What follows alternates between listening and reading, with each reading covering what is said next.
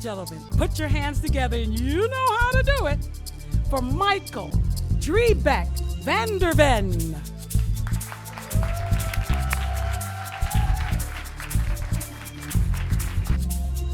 think so. Yeah. Can you hear me? Good. Good. Thank you, Joe. And all the blessings for what you're starting to build here. I think it's really wonderful. Thank you.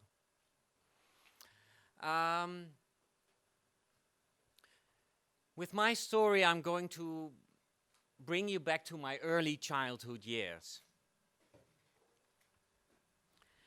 You see, I grew up in a very old house, in a very old city, village, just outside the city of The Hague, here in the Netherlands.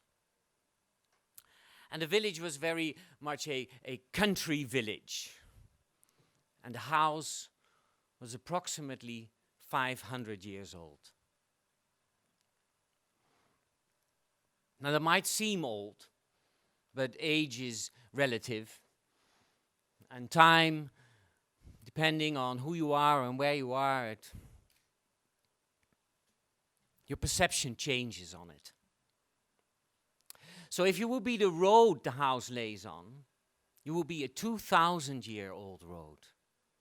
It is an old Roman road. So in the perception of the road, the house is fairly young. But in the perception of me, at the time of my story, I was 5 years old. The whole world, everything around me was much, much older. The house, over the centuries, had been an inn. It had been a courthouse. It had been a concert hall for a period of time. And it had been the retreat of the Countess of Valkenburg. And she had her castle a bit further away. And every now and then, if she wanted to retreat from court life, she would go to this little house and just meet her friends and just relax. It all happened in our house. Lot of histories, stories carried by the house, and many people received.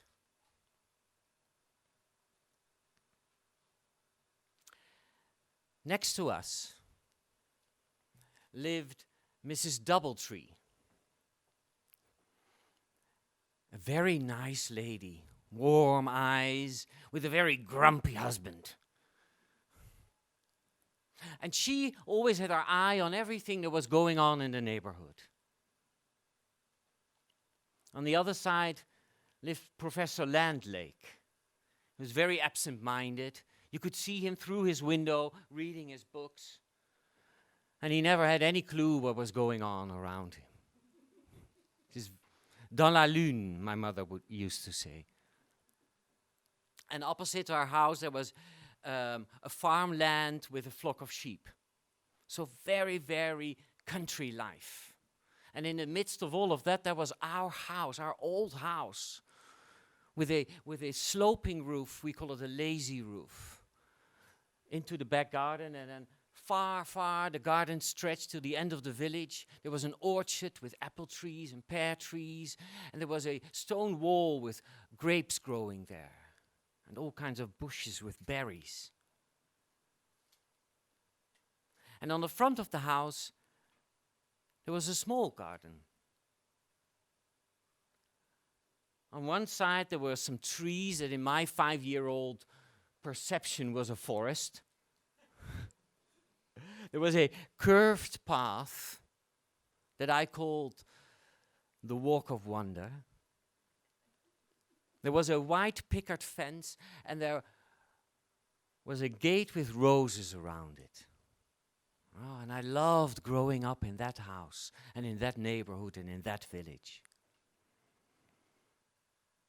I lived in that house together with my very Dutch father, 2 meters high, blonde, blue eyes, square-faced, and my very tiny mother, 160. Brown eyes and brown hair and olive skin and very skinny. My mother would just go into the sun and then return black in 5 minutes. My father would spend the whole summer in the sun, bathing and trying, and then would get a lot of reddish glow. That's all. But they loved each other to bits. And they were, I think, the best parents to have. My father and my mother, they would kiss and hug a lot. They would stand in the middle of the living room, and my father would kind of bend down. And my mother would reach up. And they would meet in the middle. And so they did in many, many ways. Now, I am the youngest. And I have this string of brothers, only brothers, everywhere, all around the house, running around. They needed to be tied up to stay in their place. My mother said, I'll glue you behind the wallpaper if you're not careful. Or she would say, don't touch that. Or I'll cut off your hands, I will. And we totally believed her. But there was love in the house, and that was the main thing. They showed it to each other, and they showed it to us. And we felt loved, and we felt safe, and we felt happy. We knew where our boundaries were, and inside it was just a loving playfield. Yeah. But the house used to be an inn, so there was room for more. And one day, Rose came to our house. Rose first was my babysit, but then one day she showed up in the front door with her suitcases, crying as my mother answered, and she said, I want to live with you. And my mother said, come in. She got a room, and she became my nanny. And Rose was the best nanny you could have, because Rose understood the mind of a child. She understood the magic that a child perceives in life, discovering everything together with Rose, pointing out little things everywhere. I felt so happy having her in my life. She still is. She's still with us. She bathed me, dressed me, played with me, taught me everything. And she was always there. Now one day, I, 5-year-old, was walking the walk of wonder. Up to the trees, to the forest, and down to the gate. And up to the trees in the forest, and down to the gate. I was having a wonderful time. I was an easy child. You didn't have to glue me behind the wallpaper. You just gave me some magic thing to do, like a paperclip. And I would see magic in it, hours in a row. So I saw all the magic on the walk of wonder. And then suddenly, as I reached the roses, I saw even more magic. Because looking through the roses, the arch of roses, I saw the most beautiful rose of all. Nanny Rose. My heart made a little jump. I could see her face, her whole being surrounded by these beautiful roses, and there she was in the distance. The beautiful Rose with roses around her. I love her so much, I want to tell her.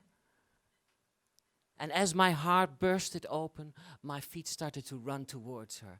My heart wanted to be with her because I wanted to share with her, you are one of the most beautiful people in my life, the most important. You fill my heart.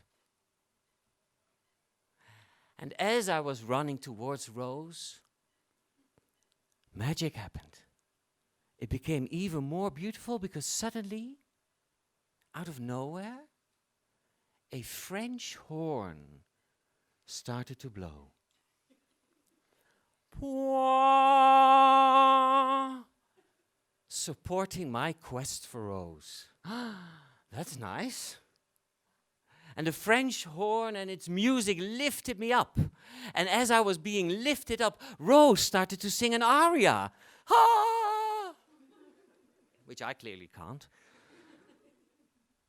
And there, lifted by the French horn, I was looking down on Rose while she was singing her aria and stretching her hand to me. I flew away. Everything left me. Image, the sound of the music and the aria, and finally, time. And there I floated in this nothingness, which was so blissful, so much a treat for my soul. It was just pure love. And when I finally opened my eyes, I could see a string of angels looking at me. Now, I don't know if you've ever seen angels, but when they were looking at me, I noticed something, that each angel has a different type of hair. One is short, or up to the shoulders, or curls, dark, blonde, but they all have the same red lipstick. I couldn't believe what I was seeing, and they were saying the nicest things. Their voices reached my ears, and I could hear things like, "Oh, look at him. Oh, he's so sweet. Look at his eyes. Oh, isn't he a pretty boy? Oh, he's glowing. Oh, oh."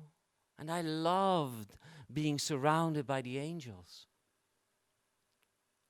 Then one angel leaned forward to me, and she said, "How about if we make you into a clown?" A clown? Oh, I thought, I love clowns. Oh, yes, please. And the angel took some clown paint, and she drew a big red smile all over my face from ear to ear. I felt so special. And then she gave me a big red clown's nose, because that's what clowns have. Happy memory.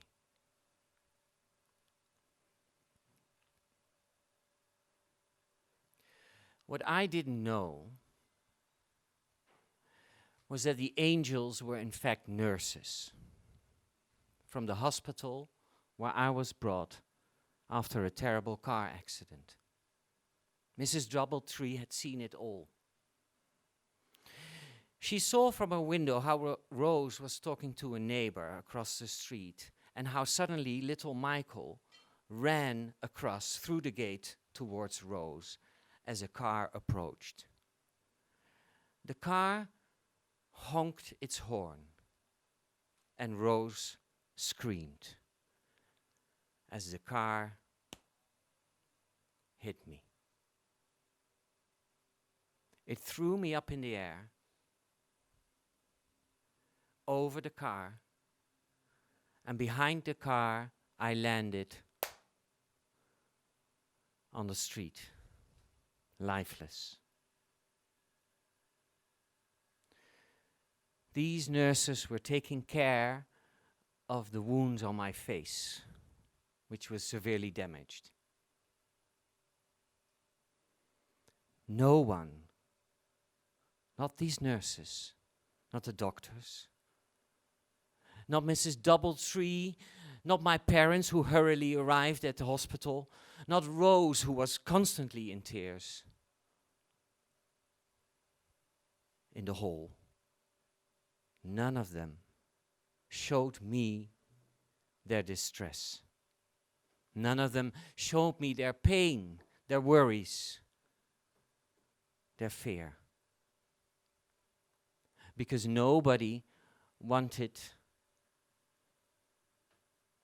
besides from my body, my soul to be damaged as well. And I find that incredibly strong of all of these people. I find it immensely intelligent to do it so. And I find it enormously loving to be able to. And it is because of that strength and that intelligence and that love that I don't remember a horrible car accident. I really don't. All I remember is the day the angels made me into a clown. Yeah. So,